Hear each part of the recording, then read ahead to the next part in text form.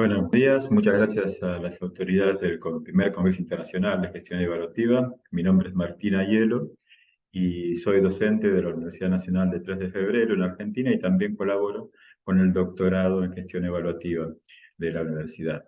En mi presentación del día de hoy, sábado, trataré de hacer un paneo sobre las tendencias actuales de la educación superior en Argentina. Comenzaré a compartir mi presentación. Eh, en este marco, algunas de las cuestiones que me gustaría abordar serían las siguientes, ¿no? En un primer lugar, eh, el nivel específico de las relaciones entre la política y el Estado y el sistema universitario, el sistema de educación superior y específicamente las instituciones universitarias. Por otro lado, el contexto donde estas relaciones se configuran, ¿no? El contexto específico en América Latina y en estos momentos del siglo XXI. Y por otro lado, finalmente, hacer un repaso sobre los distintos niveles en donde estas tendencias tienen indicadores palpables de consecuencias, digamos, de actitudes, de actividades, de políticas, tanto a nivel sistémico como institucional y de los académicos. Dado esta presentación, me gustaría reforzar que el sistema universitario, el sistema de educación superior, tiene una relación específica con la política, distinta a otros niveles de la política pública e incluso de la educación. Efectivamente, dado a esta histórica capacidad de autonomía que tienen las instituciones universitarias, ya desde el inicio de la universidad como institución occidental en el medioevo europeo, digamos, la autonomía de las instituciones era digamos, un carácter importante de esta relación, tanto desde el punto de vista político como desde el conocimiento, ¿no? O sea, quienes tenían conocimiento, por lo tanto tenían cierta autonomía en cómo regular esa producción y esa transmisión de conocimiento. Y eso digamos, generó tradicionalmente una capacidad relativa de regulación de los estados nacionales, obviamente, en algunos casos donde hay claramente mucho autoritarismo estatal, hay una intervención muy clara del Estado sobre las universidades, pero en general el tipo de regulación y de política es específico, digamos, ¿no? No es que igual que en otros sistemas públicos, ni igual que en el resto del sistema educativo, ¿no? Hay una capacidad limitada de intervenir y se interviene, digamos, de forma mediada por otros tipos de articulaciones, digamos, ¿no? Debido a esta especificidad tanto de la relación entre las universidades con el Estado como hacia adentro de las universidades, porque las universidades también eh, tienen un tipo de organización con mucho poder en la base organizacional, en los profesores, y relativo en la pirámide, ¿no? Un rector o presidente no le puede ordenar qué enseñar a un profesor digamos, regular de una universidad. Eh, por un lado, esta específica relación hace que la capacidad de regulación de los estados sea relativa.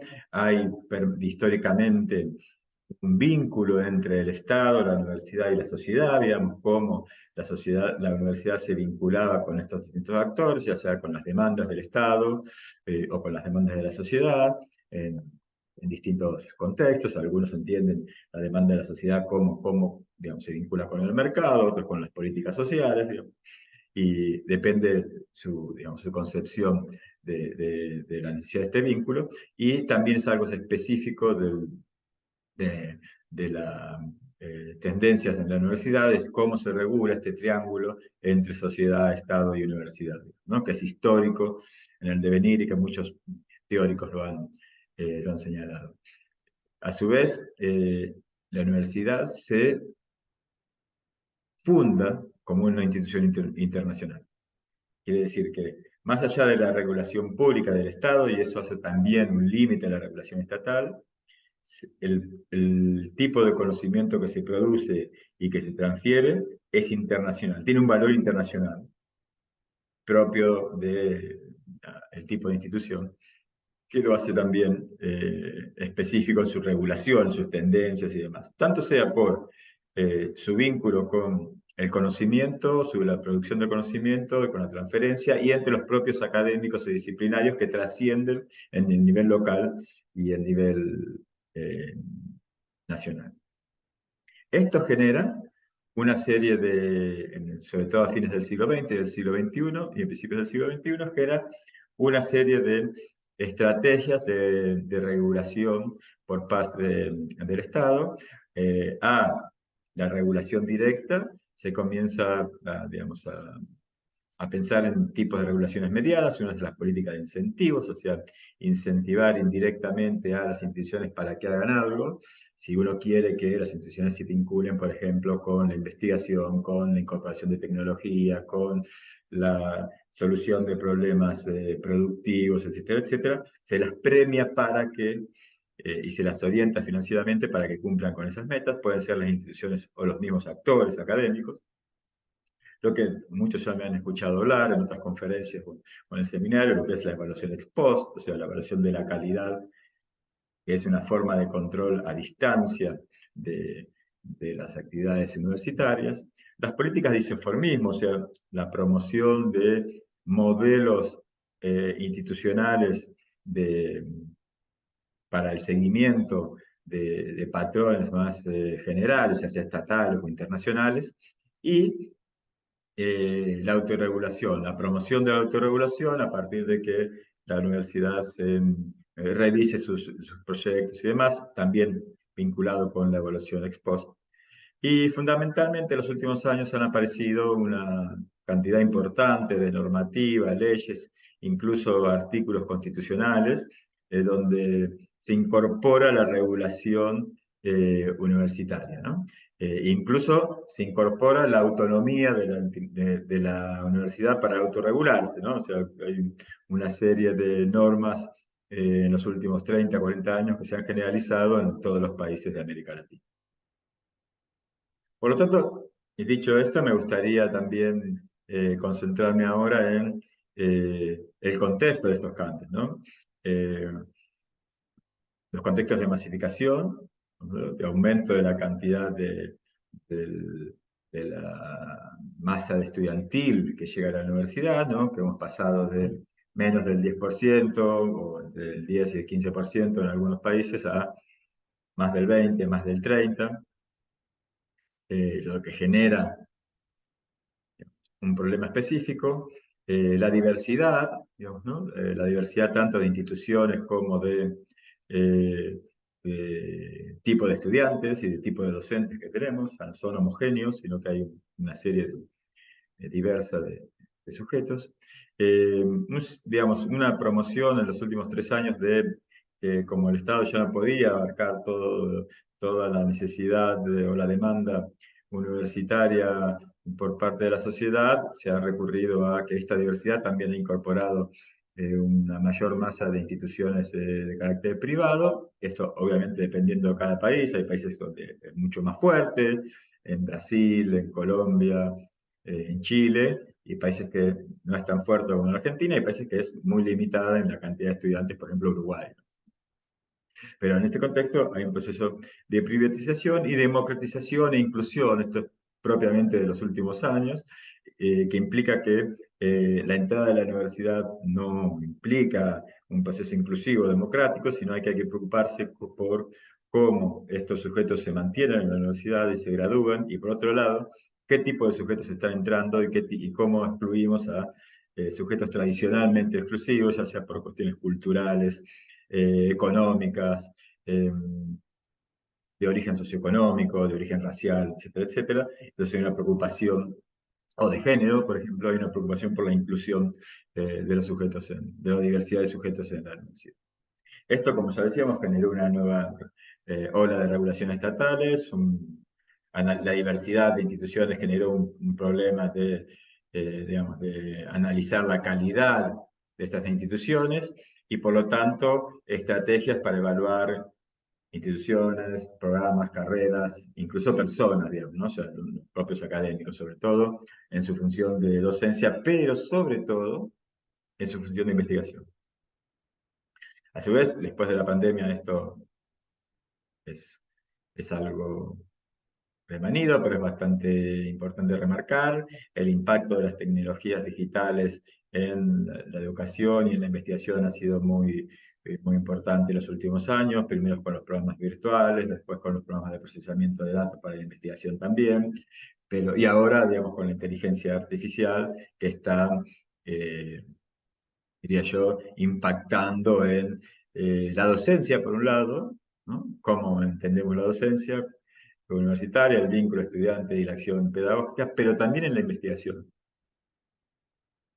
Eh, las tecnologías digitales que permiten, digamos, la inteligencia artificial creativa, generativa, que genera y produce análisis de datos de una forma tan rápida que también impacta en la investigación. A su vez, este contexto eh, ya viene, digamos, atravesado por una necesidad de la mejor contribución al sistema de ciencia y tecnología, estamos en la sociedad del conocimiento, pero también al resto de la sociedad, ¿no? Hay una tensión sobre el problema de conocimientos y lo importante es producir investigaciones y información y conocimiento específico con impacto directo en la producción de conocimiento científica y también tecnológica, o por otro lado, cumplir con las demandas de solución de problemas no tan generales, sino más específicos de nuestro propio contexto, ¿no? Que a veces es mucho más importante. Y eso genera una tensión también en el campo universitario.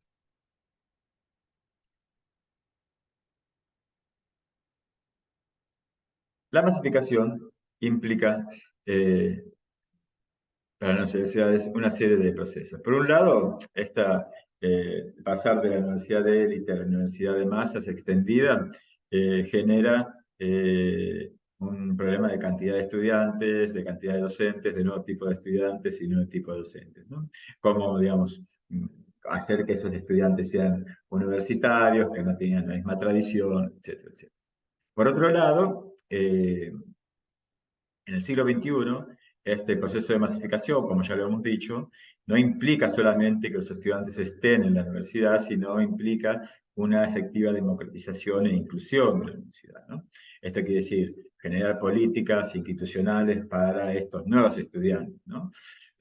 Ya sea por ejemplo, como en ciertos países de regionalización, creo que México, Venezuela ha sido un caso, pero en muchos casos han sido como Argentina, Brasil, incluso Uruguay, de la educación superior, con instituciones de educación superior en casi todos los espacios geográficos de los países.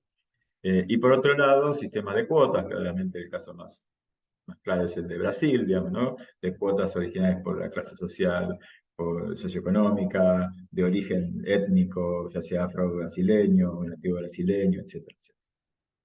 Esto genera una nueva realidad y intentar entender que, digamos, que la universidad tiene que tener cuidado, por ejemplo, entre otras cosas, en el uso de la tecnología, para cuando uno piensa que está generando una estrategia inclusiva, no estar efectivamente excluyendo a poblaciones porque no tienen acceso a Internet, porque su banda ancha es baja y demás. Por lo tanto, uno tiene que repensar todo el tiempo el uso inclusivo de los medios. También es algo muy importante eh, hacer un esfuerzo, esto es mundial, entre la articulación de la educación secundaria, media, la educación previa a la universitaria, incluso la educación superior que no es universitaria, como son algunos sistemas, y en la universidad, ¿no? Articular.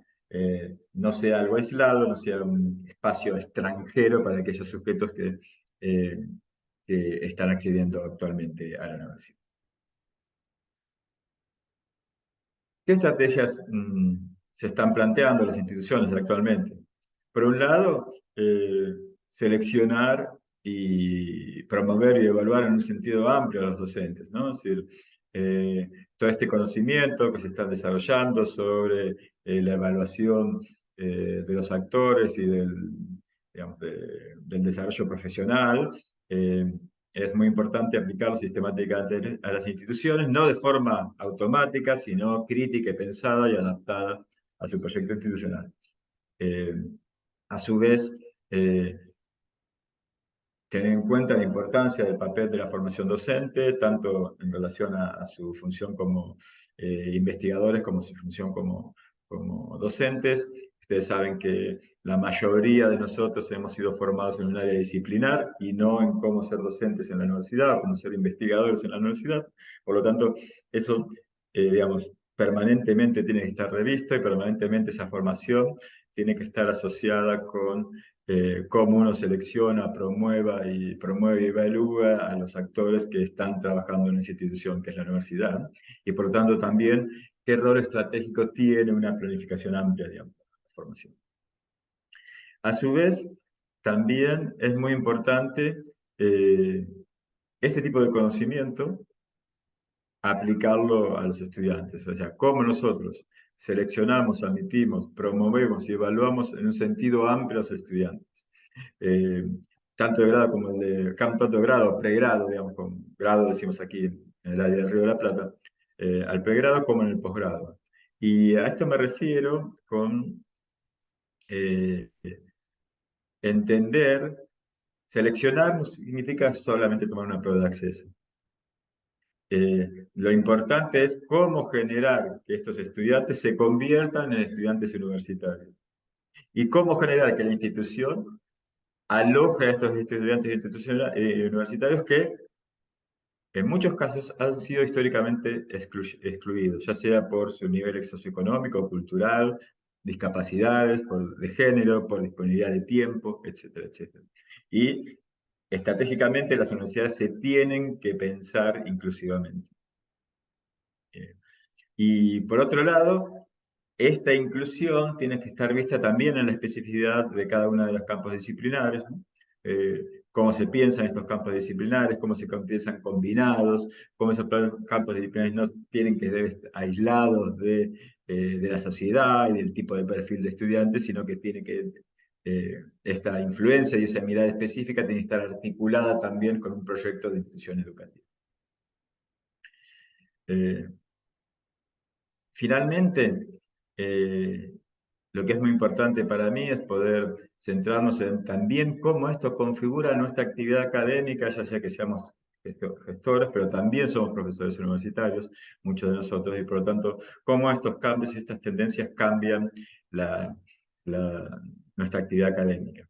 Obviamente, al haber más gestión, hay cada vez una tensión entre la docencia, la investigación y también la gestión, ¿no? Y el reconocimiento de la gestión como una actividad fundamental dentro de los académicos.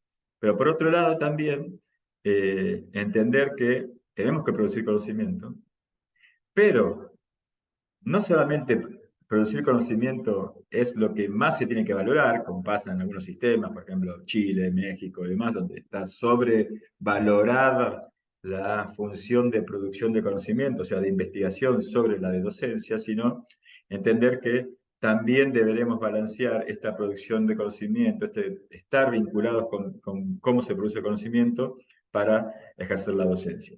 Es fundamental porque si no hacemos un ejercicio de docencia transmitivo y, digamos, y no promovemos la producción de la información, no promovemos que nuestros estudiantes se configuren como actores que producen investigación y conocimiento, sino solamente que reciben, digamos, ¿no? Y hay que hacer un esfuerzo. Pero sin embargo, ese esfuerzo tiene que ser reconocido de forma balanceada, ¿no? En muchos casos, más financiamiento no necesariamente significa que uno se identifique primariamente con una de estas funciones. Eh, Hemos hecho estudios sobre eso, incluso comparando México y Argentina, donde los docentes argentinos se identifican como investigadores, sin embargo tienen mucho menos promoción y financiamiento de la investigación que en México. Posiblemente el sobrecargo de la evaluación de la investigación en México haga que los mexicanos no se sientan tanto como investigadores, sino que prefieran identificarse como docentes, pero hay que balancear tanto aspectos identitarios de nuestra actividad como regulatorios. Y también eh, tenemos en este cruce de actividades, ya sea por necesidad de certificar posgrados, de publicar, de ser evaluados positivamente y demás, no tenemos que eh, ocultar la misión principal, que es producir de conocimiento válido y formar sujetos críticos dentro de la universidad, digamos, ¿no? Y decir que por más que el sistema nos lleve hacia producir resultados, ya sea publicaciones, buenas evaluaciones, etcétera, etcétera, esta performatividad no tiene que desviarnos de nuestro fin principal, que es generar y promover una institución efectivamente vinculada con el conocimiento y con instituciones inclusivas que reconozcan a sujetos con derecho a recibir la educación superior, ya sea independientemente de su raza, de su condición de capacidad, de su nivel socioeconómico, de su eh, género, etcétera, etcétera, ¿no? Entonces eso es muy importante para el cierre de esta conferencia, poder entender que más allá de cómo se configuran nuestras regulaciones, tanto desde el punto de vista institucional, de gestión, como nuestra actividad académica, esta mirada ética tiene que permanecer en nuestra actividad, tanto en la universidad, independientemente de los contextos, ¿no? Y específicamente en este momento histórico, en una contribución a una producción de conocimiento, pero también en una contribución inclusiva hacia el reconocimiento de actores que tradicionalmente han sido excluidos del sistema universitario. Finalmente, eh, estaría interesado en cerrar con un proverbio patagónico que recogí hace varios años al final de mi tesis doctoral, eh, que era sobre evaluación universitaria y la importancia de revisar nuestros procesos.